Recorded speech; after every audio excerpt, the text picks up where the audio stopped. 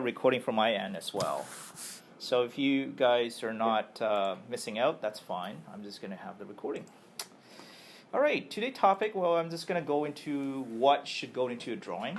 It is more of kind of like not technical. Okay, I won't be going into AIA kind of a thing because, it's not something that we can improve, but we're just going to go into more of a kind of conceptual stuff, right? Stuff that you should learn at school, but sometimes they forgot about it, okay? Okay, you should know how drawings put together, right? In the old days, what we did is that we draw everything by hand, and then once the computer came along, what you have is that you have a 3D model that can dimension everything. And when you look at this, this is what you want to produce. It's a blueprint of something, okay? It could be a Lego, it could be anything. Now, when it comes to standard, everybody always scratched their head because standards are very different. Everybody follows different standards. Okay, I can understand. And it's always going to be the most complicated things out of all this. But most of the time, it's always going to be, one person have a great idea, but, when you push it down to somebody else, they say, oh, yeah, I have a different idea as well. So what you have is that you have a very complex web of standard that accumulate from everybody's past experience. So when you start doing auditing, okay, what you end up finding is that you're always going to have anything goes inside a project. Okay, I couldn't find a good picture, so this is the only picture I can find. So what you have is that you have this sort of like a pie chart, right? Does it work? Did you touch it? Do you get into trouble and pass the buck? So whenever there's an issue, it's always going to be somebody, just pass it down to somebody else and let them figure it out. Okay, my past work is also the same thing. Like let's say somebody is working on design, and we pass down to the working drawings, and then whatever there's an issue, they would just say pass it down to the next person. And that person's basically, you have to take the brunt of fixing the problem, okay? But we all like to say everything is not a problem, right? But unfortunately, that's not what we're living in, okay? You have to start somewhere. So basically, when you do something, you always have to kind of like, okay, where do we start, okay? One thing I always find it very helpful is that everybody discuss about, what works for them and then what don't works for them. And we just discuss this as time goes on. So sometimes you look at this and saying, but there's a stepping stone to everything. Okay, it's not going to be you are going to solve everything in just one shot. So everything is progression. Okay, sometimes you have resistors, and sometimes you have people saying, okay, I want to do it, but I don't have time. And sometimes you say, I like to do it, let's do it now. Okay, you always have this mixture of everybody. But once, everybody has this idea saying, okay, this thing works out for everybody, then you know what? Everybody just do it, okay, as a group. A lot of time what I find to be the most useful is that when we're doing a lot of the standards, we always have to do it like in 3 phases. First, you kind of have to do the planning first, executing, do a reporting, and then you kind of go in a loop, right? This is how your standard kind of derives from that, okay? Sometimes what happens in the planning phase is that you kind of have to determine project organization. You kind of have to know what the owners, contractors, and consultants' expectations. Sometimes each of those guys have different needs, and you kind of have to develop some sort of strategy to just say, okay, this is the drawings for them. Once you're executing, you just basically create like some sort of guideline. I wouldn't say, standard is always going to be a living document, so it's going to be forever changing. And then the future is kind of like, I always find that in most cases, once we've done all that, we always forget about reporting. Okay, like case study, learning all the process and what you have done right, what you have done wrong. It's something that not a lot of firms are doing it. All they did is that, okay, we just do planning, executing, and then just move on to planning again. And then the thing is that it's not like planning is going to stay forever because technology changes. You kind of have to adapt to technology, and fees sometimes changes, so everything changes. So, all right. Let's talk about drawing an organization. When you're at school, this is kind of like how we interpret drawings, right? So basically you have plan, section, elevation, etc., and then you have axometric, isometric, and then this is kind of how BIM kind of world does it. So you have a 3D model and just project everything. So what we should planning is that we should go from the general to more specific, All right, so we have site context, plan, elevation section, details, and then scheduled specs. So most of the cases is that plans carry the most weight out of all the other plans. And then once you get to the detail, that basically just telling the user how to put things together. Okay, very simple, very stuff. Now, when it comes to line weight, okay, I know that in the past what people does is that, okay, just pick whatever line weight and just put a number. But that number is actually representing something, okay? How many of you guys use this pen down below from school? All right? So that pen has a pen weight, okay? It's 0.1318, 2.5, whatever, etc. And what that does is that pen actually represents what it's going to be drawn out as, okay? When you're in Revit, okay, those are basically what it's supposed to represent. If you see a different number, it means that someone customized it. I don't know where it came from. But most of the standard is like that. Today I just took a screenshot of the website. Basically, some places still sells it. You can get it for £27.95 pound. That's equivalent to $50 Canadian. And then if you're Americans, $38.60. Yeah, they're pretty pricey. Okay, those the inks are like, it's probably the most cost is the ink. So the ink itself, it's I think it's like $30 or something. Those are pretty pricey. Back then it was pretty cheap. Like you can get this for like $10. But right now I think everybody's moving on to CAD. They just forget about this. Now, in Revit it's pretty easy because you can define the line weights. For AutoCAD it's kind of like, it's very, very difficult because it's all color based. And typically what they have is that they have like a CTB where it represents some sort of a line weight. So what I typically do is that if you run into the AutoCAD side of things, the easiest way to do it is that use this line weight, okay? Forget about the rest of the other stuff because this thing is just, you can get really, really technical because this means that you can represent 256 different types of pen weights. But I'd rather have user just keep it within this range, okay, and make this thing kind of like just poche or shade. And then the rest, just ignore it. You can make it either a color or something else. Okay? Line type convention, you probably know this, right? So when you draw something, you always have projection cut, and then you have hidden below, and hidden above. All right? So those are basically the generic stuff. You have center line, dash dot, dash dot. This one they call the phantom line. I usually call it property line, but different people, different terms. So I won't talk too much, but that's kind of like the convention line types that we use. That's pretty much it. I mean, if you want to invent some other line types, that's fine. But for us, this is probably what we use the most. One question I always get asked is that how do the text size get their sizing? Okay, how you do it is that you take a blueprint, and then you take like a ruler and you actually physically measure it. Okay, that's how you get your text size.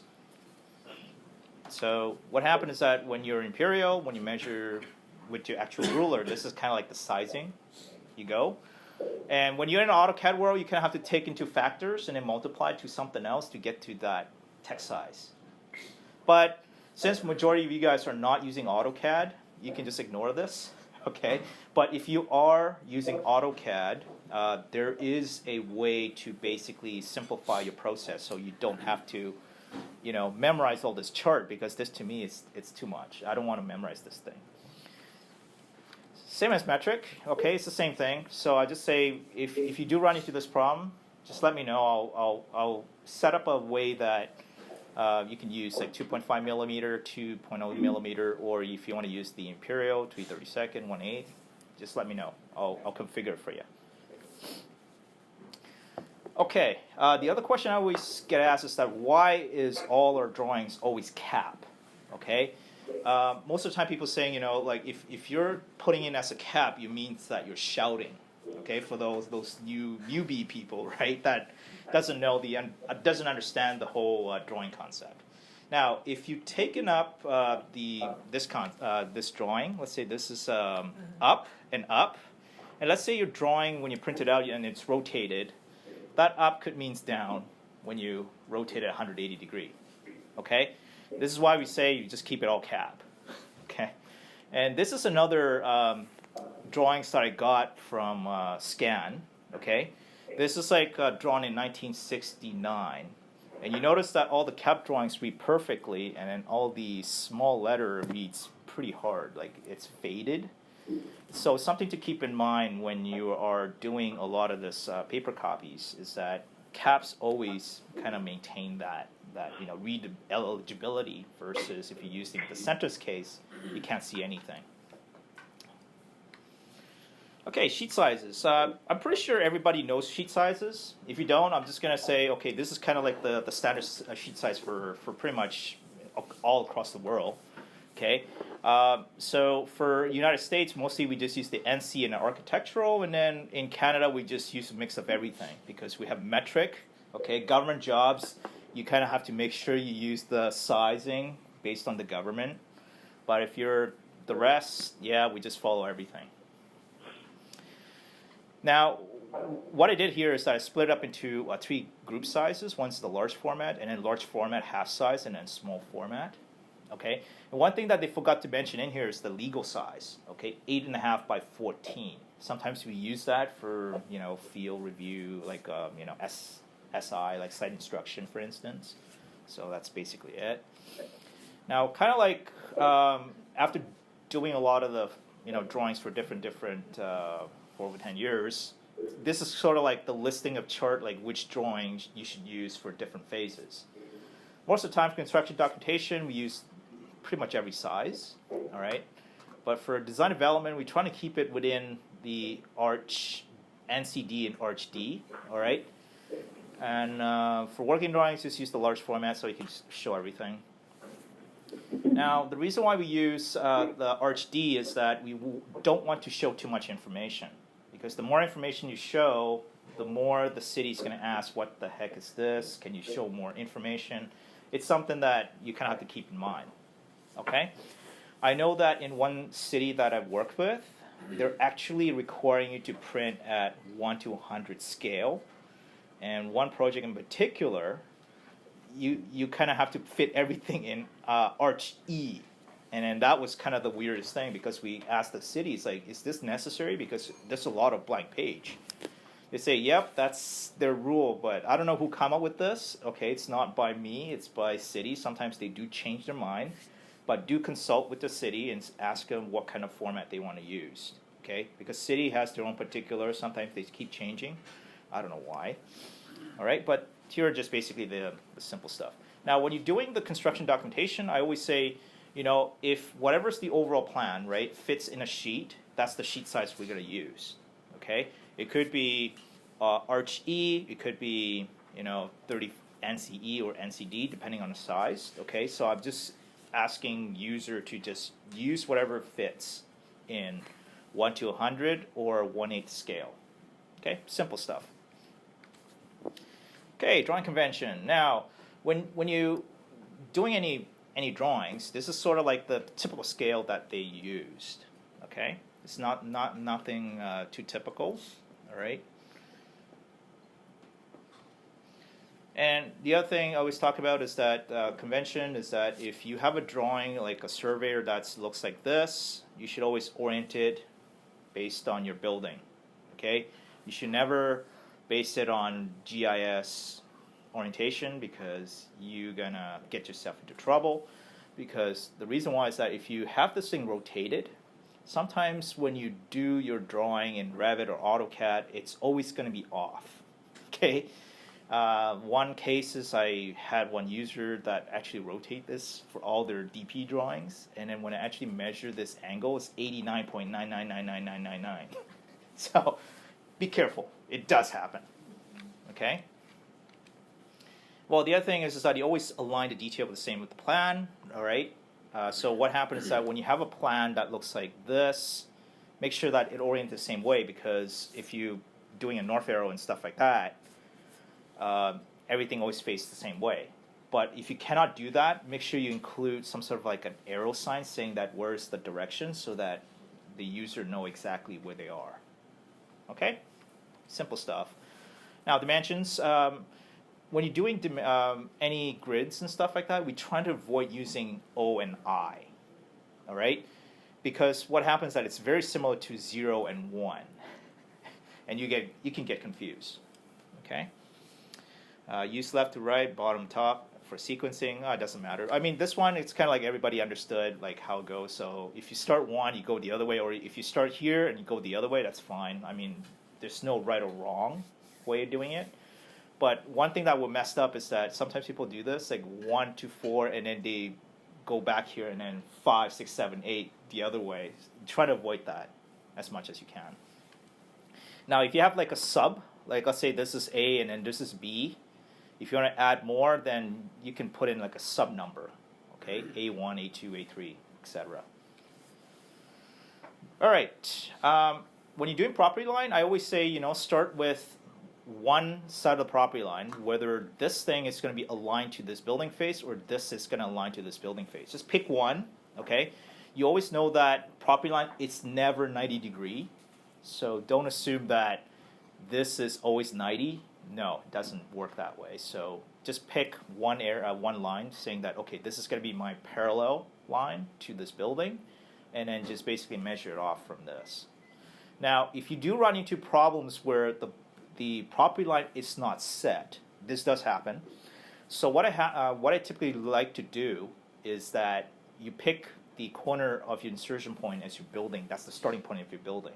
Okay, if let's say the property line, the city's saying that they're negotiating, trying to get new sets of property line, then you cannot rely on the property line as your insertion point 0, 0. So what I typically like to do is I put it somewhere at the corner of the building. But if you know that your core is going to be fixed, put it in the core, because that will never change. Okay, your building could change, so this you do not trust. But if you know that you have a core, put an insertion point in the core. Okay, this is kind of like convention stuff.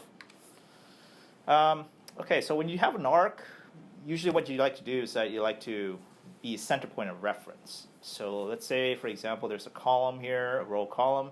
So what you want is that you want to pick like a center point, and then basically that center point relates to the building. Okay, it has to relate to something. Do and don'ts. Okay, what happens? This is kind of like convention. Everybody pretty much know this, right? One thing I always tell people not to do is that do not do this. Okay, crossing each other. One project in particular, I do see it. I was like, oh man, I have to rejig and everything. But just to make sure that they're clear. Sometimes when you have arrow pointing this way and pointing this way, sometimes when you print multiple pages, that thing gets lost. Okay, trying to be clear as much as possible. Yeah, this thing, sometimes it does happen in CAD. Okay, this Revit, sometimes that does happen. But if you do see this, yes, you kind of have to fix it. Make sure that it's moved closer. Okay. Normally, how you determine the spacing is actually whatever the height of your text, that should be your spacing. Okay, that's my convention, how I would do it. All right, always show floor assembly ties to the wall. Do's and don'ts. Okay, this one is okay if you don't have any assembly. Let's say you have top of the wall, bottom of the wall, right? This is still fine, you can do it. But what it's trying to say is that if you do have floor in between, make sure you also show the detail and don't cut corners. Because sometimes people do cut corners and just say, okay, I'm too lazy to draw this, so I'm just going to show the top and the bottom and don't show the middle. Okay, it does happen, okay, but just show everything, I would say. I'm not sure if you guys use matchline. Sometimes when your buildings are split up into multiple views because it's too large to fit in a sheet. So what happens is that people would put in like a match line. Okay, just a conventional stuff, so that you can say this match line is matching with that. So when you put the drawings together, that's their matching line. Now, the other convention that people does is that they don't show the matching lines. So what they did is that they do a huge call out in the overall plan. So what you could do is that you could replace it with a large call out in the large plan. Okay, that's still perfectly doable, but it really depends on what you need. Now, in Revit side of things, you kind of have to be careful with the match line, because what happens is that match line actually treats as an annotation. So when you put it, let's say you have split into 4 plans, and you have a match line here, sometimes that text could show up in that matched line. Okay, in one of the pages that you don't want to show, you have to constantly go in there and turn things off, which is kind of annoying. So this is why sometimes you kind of have to pick and choose your poison, okay, whichever works best. But sometimes I say match line works. Sometimes I say match line don't work. Okay, just up to you. And the other thing you always do is put a key, some sort of a key plan so that people know where you are in the building. Okay, that's one thing that I always find a lot of drawings they don't put in is where's the key plan.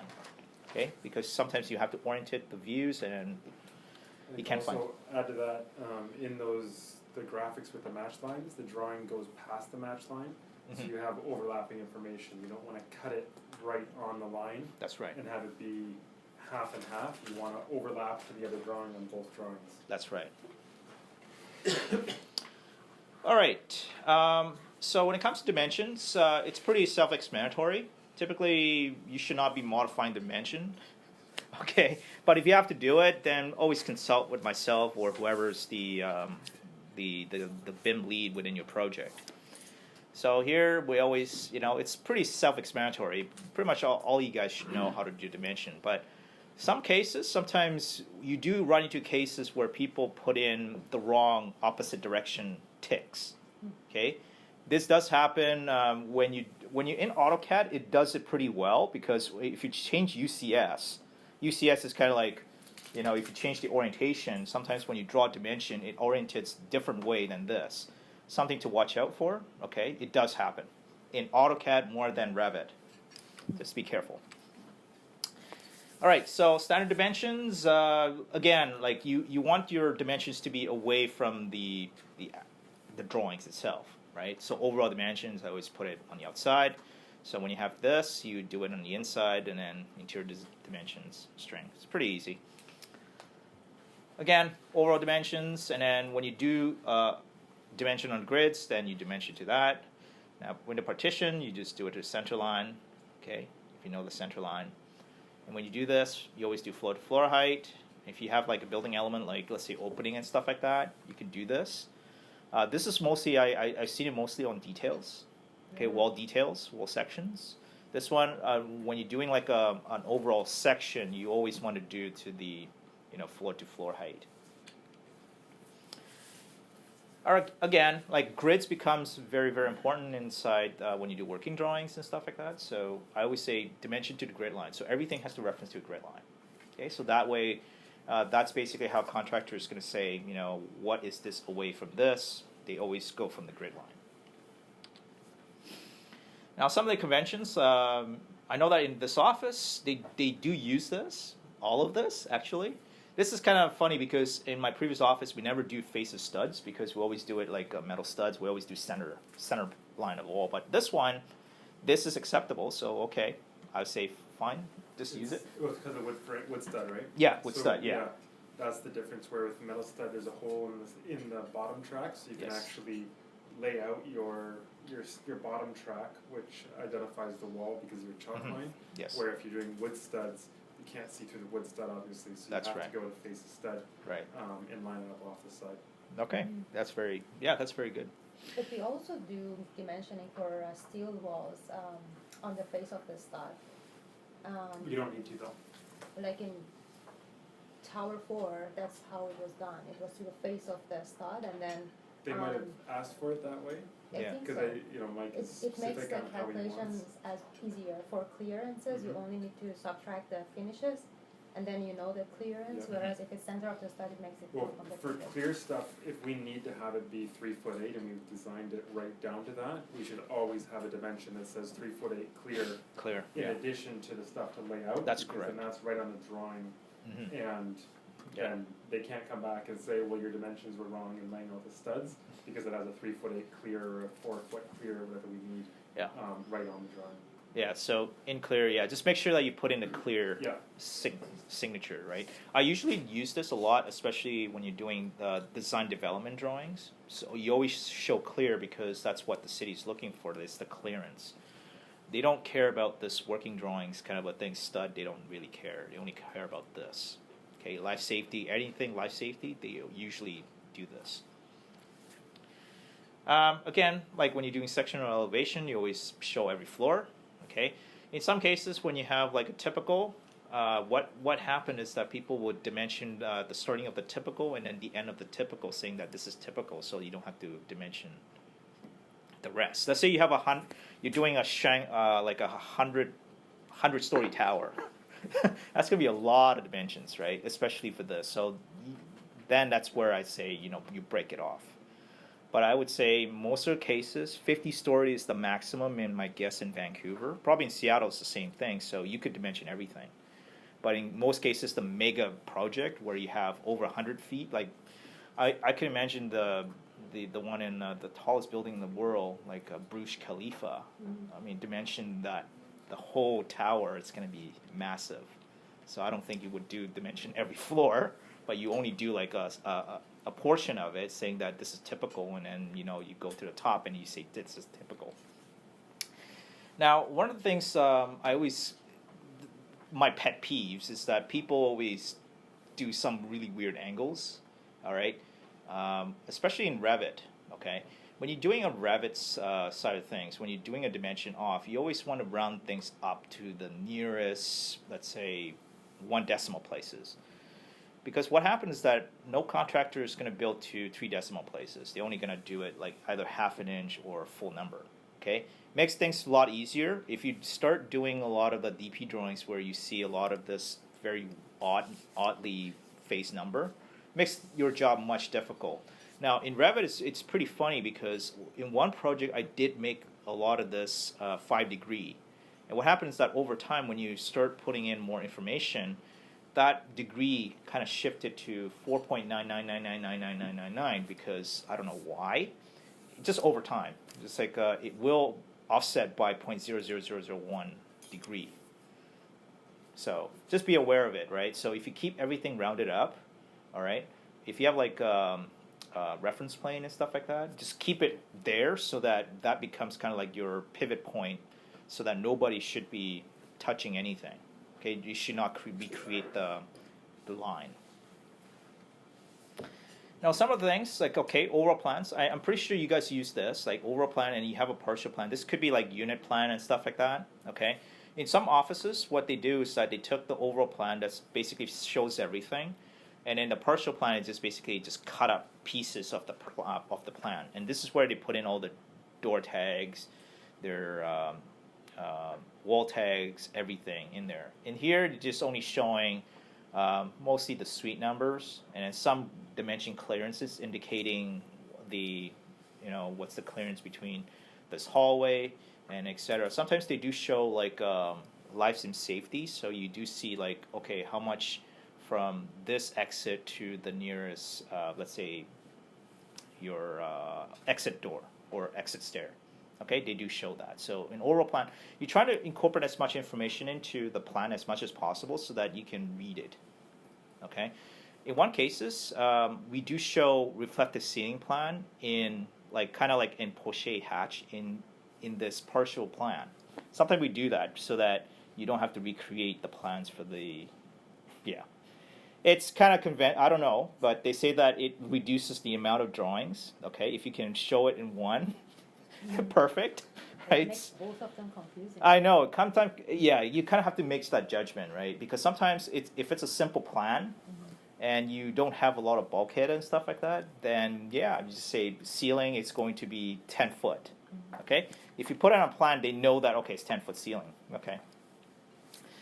In some cases, if you have a complicated project, I usually like to do like a startup plan. So what startup plan does is that it's basically showing like all your buildings. It's very schematic, all right? So this is for contractors to basically lay it out how you tie in your dimension. Let's say this is your property line. You tie it to, let's say there's the existing dimension, and then there's like other dimensions as well. So what this does is that it cuts down the number of dimension you have to do for the grid lines, especially on the plan. So when you say you have a startup plan, contractor just refer to this, and that's it. And then the rest you don't have to do a lot of dimensioning. So it's a good strategy. So you have one place that does all that overrides the other sets of dimension. Because in your plan you're going to have a lot of dimensions. Sometimes you don't have a room to fit in all the other stuff, so this is a good way to kind of like, just lay it out. And sometimes what I did is that I just put in a poché of saying, okay, this is the tallest building, what's the height, and then that's the second, and then that's the third, and et cetera, so that the contractor knows what they're looking for in outline form.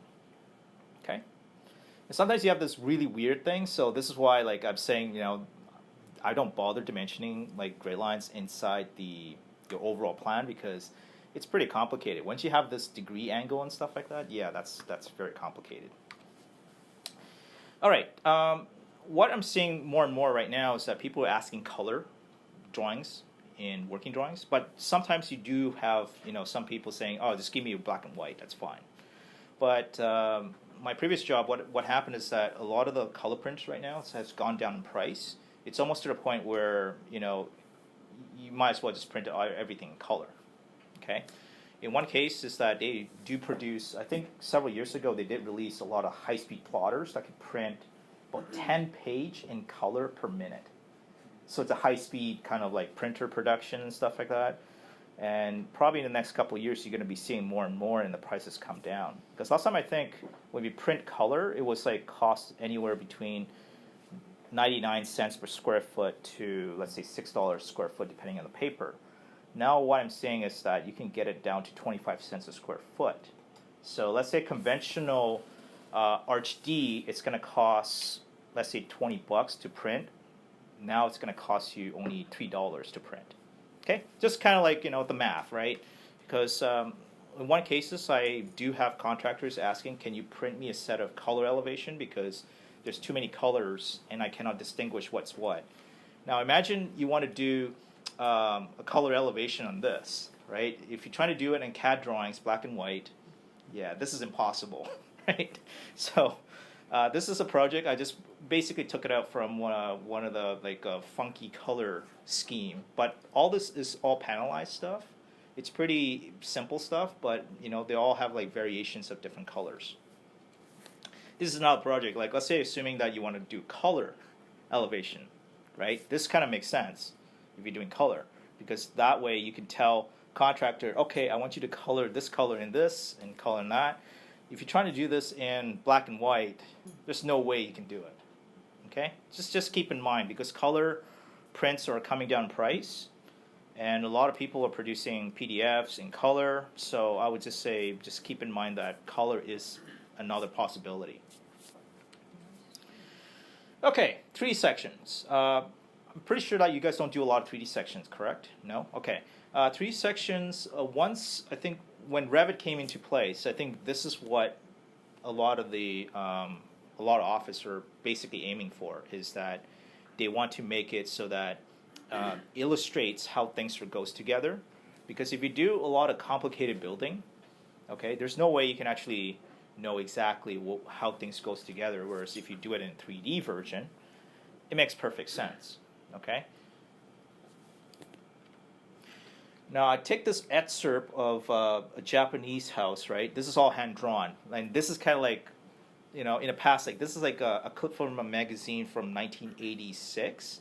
They're illustrating, how things are built, how like what's the components and all that stuff. And this is basically just trying to convey the message to just average Joe, because most of the cases we don't know how things, like nobody knows how to read drawings. And when you come to this actually speaks to you. Well, I'm pretty sure you all know IKEA, right? IKEA's probably have the simplest things out of all the instruction I've seen. Basically, what they have is that they have like all the shelves and all these parts, and they don't showcase any text. Okay, all you have to do is just follow their pictures. So probably in the future, I don't know, probably this could be the route that we're going into. Very simple, like how to put things together in step-by-step form, and then so that contractor cannot make mistake. If you make mistake, it's that you follow step 8, right? So I took this, and then I found another clip, which is kind of funny because someone actually made something out of like Stonehenge. Okay, so let's say if you want to build a Stonehenge, this is the material that you're going to use. Don't do this, right? And then they basically say, okay, put things together. And then if you want to make it more of this sort of a actual Stonehenge, just knock it out of the park. All right, so, and then you get your full Stonehenge incomplete. But this is sort of like a pictorial. It's kind of like a funny thing, but this could probably be the way of the future, where we don't speak a lot of information because the BIM model carries all that weight. Okay, the materials that you put in, all that stuff, it's going to be built into the database. all you're going to do is that just produce this kind of a drawing, just follow the instruction, blah, blah, blah, and then there you go. All right, that's conclude my presentation. I got 15 minutes. Do you guys have any question? We're going to go over here, but thank you, Simon. Yeah, no problem.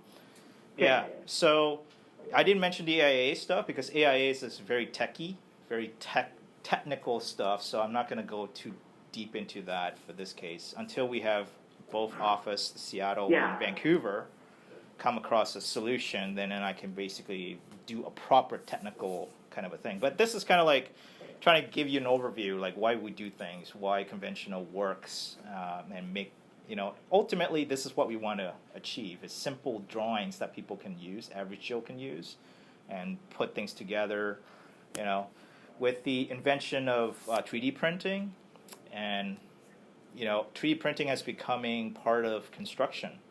I'm not sure if you've seen like one of the 3D printing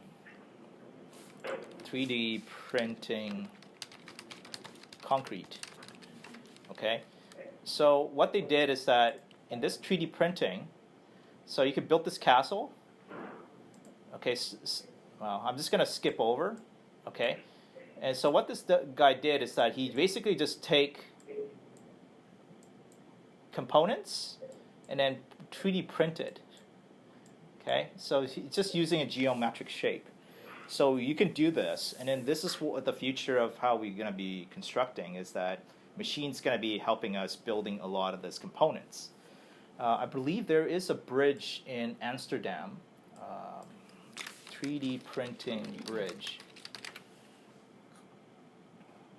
I think it's like, this is the picture of it, right? So basically what you're doing is that it's taking your 3D model, and then it's basically printing the bridge for you, okay? So there's going to be no human intervention. All you have to do is get robotics to go on site.